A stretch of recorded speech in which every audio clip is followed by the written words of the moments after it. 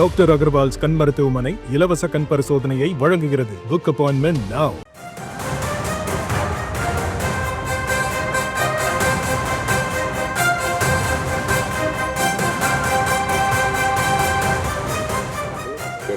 Sir, 2026 ஒரு கட்சி தனிப்பெரும்பான்மையை ஆட்சி அமைக்க வாய்ப்பு இருக்கா, இல்லை கூட்டணி ஆட்சி தான் சாத்தியமாக்குமா? ஏன்னா நேற்றைய தினம் எடப்பாடி பழனிசாமி என்ன சொல்றாருன்னா, அதிமுக தனிப்பெரும்பான்மையோட ஆட்சி அமைக்கும் அப்படி சொல்லி ஒரு வார்த்தையை சொல்றாரு. பாஜக காரங்க மட்டும்தான் கூட்டணி ஆட்சின்னு சொல்லிட்டு தான் நீங்க சொன்னீங்க. இப்போ ஒரு புதுசாக அவர் வந்து தனிப்பெரும்பான்மை ஆட்சி அமைக்கும்னு சொல்லி சொல்றாரு. அது எப்படி சார் சாத்தியமா இருக்குமா? ஏற்கனவே இதை பற்றி நான் சொல்லியிருக்கிறேன். அமித்ஷா அவர்கள் மட்டும்தான் திரும்ப திரும்ப கூட்டணி ஆட்சி என்ற கருத்தை சொல்லி வருகிறார். இதுவரையில் அதிமுக தலைவர், அவருடைய பொதுச் செயலாளர் திரு எடப்பாடி பழனிசாமி அவர்கள் எந்த கருத்தையுமே சொல்லாமல் மௌனம் காக்கிறார் என்று குறிப்பிட்டிருந்தேன். தற்போது அவர் அதற்கு விடையளித்திருக்கிறார். அவர் சொல்லியிருக்கிற பதில் பாஜகவுக்குத்தான் என்பதை நம்மால் புரிந்து கொள்ள முடிகிறது. கூட்டணி ஆட்சி இங்கு இல்லை, அதிமுக அதற்கு உடன்படாது என்கிற விடையை பாஜகவினருக்குத்தான் சொல்லியிருக்கிறார் என்பதை எளிதாக புரிந்து கொள்ள முடிகிறது.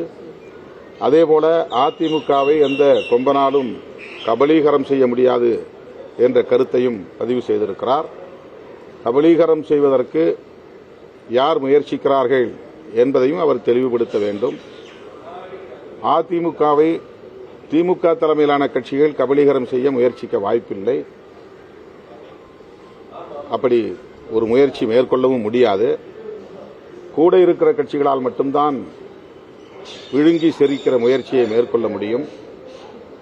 ஆகவே அந்த கருத்தும் பாஜகவுக்கு எதிராக அவர் சொல்லியிருக்கிறார் என்றுதான் உணர்ந்து கொள்ள முடிகிறது. எனவே பாஜகவுக்கும் அதிமுகவுக்கும் இடையிலே ஒரு இணைப்பு இருக்கிறதே தவிர பிணைப்பு இல்லை என்பதை புரிந்து கொள்ள முடிகிறது. இந்த வரப்போற தேர்தலில் பாஜக பிரிஞ்சாங்க அப்படின்னா அதிமுகவோட நீங்க ஒன்றிணைய வாய்ப்பு இருக்கா? இது யூகமான கேள்வி என்று பலமுறை சொல்லியிருக்கிறேன். அப்படி ஒரு நிலை வருகிற போது கேள்வி எழுப்புங்கள், பதில் சொல்லுகிறேன்.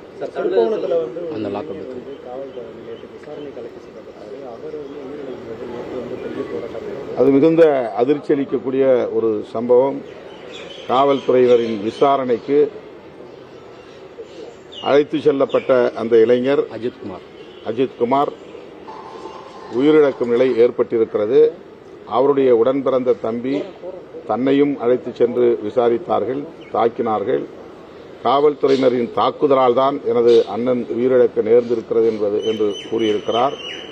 அந்த பகுதியைச் சார்ந்த பொதுமக்களும் இதற்கு கடுமையான எதிர்ப்பை தெரிவித்திருக்கிறார்கள். அதிகாரிகள், அதாவது சம்பந்தப்பட்டவர்கள் இடைநீக்கம் செய்யப்பட்டிருப்பது சற்று ஆறுதலை அளிக்கிறது. அதே வேளையில் அவர்கள் மீது உரிய சட்டப்படி நடவடிக்கை எடுக்க வேண்டும், கடும் நடவடிக்கை எடுக்க வேண்டும். புலன் விசாரணையில் இப்படி உயிரிழப்பு நேர்வதை தடுப்பதற்கு தமிழ்நாடு அரசு காவல்துறையினருக்கு உரிய வழிகாட்டுதல்களை தர வேண்டும். எந்த காரணத்தை முன்னிட்டும் கஸ்டோடியல் டெத் என்பது நிகழக்கூடாது. அதை அடுத்தடுத்து சம்பவங்கள் நிகழ்கிற போது நாம் சுட்டிக்காட்டி வருகிறோம். ஆனால் இது தொடர்கதையாக நீடிக்கிறது, கவலை அளிக்கிறது. யார் கேட்டது? அவர் அவங்க அப்பா மீது என்ன அப்படி கேட்டுக்காரு? ராமதாஸ் என்ன பாசம் அப்படின்னு சொல்லி கேட்டிருக்காரு அன்புமணி. அது திமுக பாசம் என்பது ஒரு வலிமையான வார்த்தை. நாங்கள் குறிப்பிட்டது அந்த அடிப்படையால் அல்ல. தந்தை மகனுக்கு இடையிலே ஏற்படுகிற இடைவெளி பெரிதாகிவிடக்கூடாது என்கிற அடிப்படையில் சொல்லப்பட்ட ஒரு பொறுப்பான வார்த்தை, அவ்வளவுதான். தந்தைக்கு இருக்கிற அனுபவத்தை அல்லது அவருக்கு இருக்கிற ஆளுமையை திரு அன்புமணி அவர்கள் பயன்படுத்திக் கொள்ள வேண்டும் என்று சொன்னேனே தவிர வேறு எந்த நோக்கத்திலும் நான் சொல்லவில்லை. அந்த கட்சி எப்படியாவது போகட்டும் என்று நான் கருதவில்லை. அந்த கட்சியும் இங்கே எளிய மக்களுக்காக போராடுகிற கட்சி என்று நம்புவதால் அவர்களுக்கு இடையிலான இடைவெளி ஏற்பட்டுவிடக்கூடாது. அந்த இடைவெளியை பயன்படுத்தி பாசிச சக்திகள் உள்ளே நுழைந்துவிடக்கூடாது. சனாதன பாசிஸ்டுகள் அதை தங்களுக்கு சாதகமாக பயன்படுத்திக் கொள்ள முயற்சிக்கிறார்கள். எச்சரிக்கையாக இருங்கள். யாரோ சொல்லுவதை கேட்பதை விட தந்தை சொல்லுவதை கேளுங்கள் என்று ஒரு பொறுப்பான வார்த்தையாகத்தான் அதை குறிப்பிட்டதை தவிர பிணைப்பான வார்த்தையாக சொல்லவில்லை.